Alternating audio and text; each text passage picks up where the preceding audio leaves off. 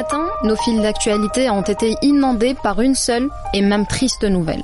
Le décès d'un grand physicien, théoricien et cosmologiste britannique du nom de Stephen Hawking.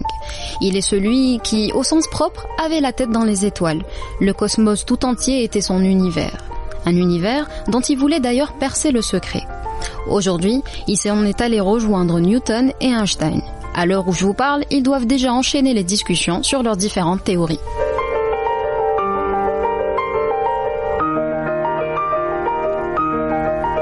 Stephen Hawking est mort à l'âge de 76 ans. Et vous savez quoi ? À l'âge de 21 ans, on ne lui prédisait encore que 2 ans à vivre, à cause d'une dystrophie neuromusculaire communément appelée la maladie de Charcot. Une maladie qui induit une paralysie totale. Stephen a donc passé sa vie sur un fauteuil roulant, ne pouvant ni bouger ni parler. Vu sous cet angle, nous pourrions le qualifier d'infirme. Et pourtant, comment oser le faire ? Il a perdu l'usage de son corps, mais son cerveau, lui, est resté en constante ébullition. Comment parler de cet homme en tant qu'handicapé alors que c'était un génie, qu'il a reçu plus d'une distinction et qu'il est à l'origine de théories à faire pâlir Albert ou Isaac ? Dans le mot handicap, il y a le suffixe cap, comme capable, et Stephen Hawking l'a bien prouvé, puisqu'il a réussi à faire ce que chacun de nous rêverait d'accomplir, laisser une empreinte de son passage sur Terre.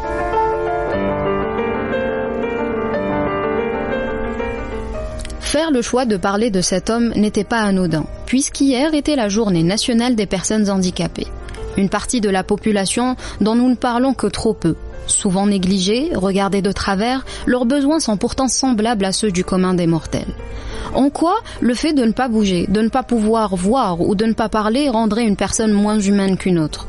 Beaucoup de personnes dites handicapées se surpassent à tous les niveaux et ont de brillantes carrières sportives ou professionnelles de manière générale.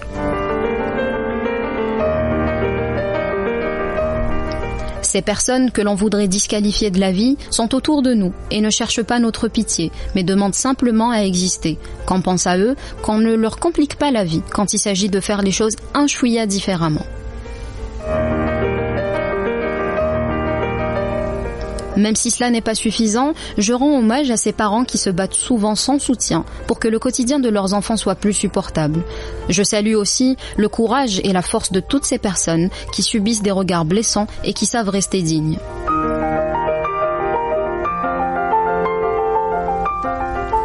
Si en tant que valides, nous ne sommes pas capables de soutenir ces personnes et de les accepter telles qu'elles sont, alors je ne sais pas qui de nous est le plus handicapé.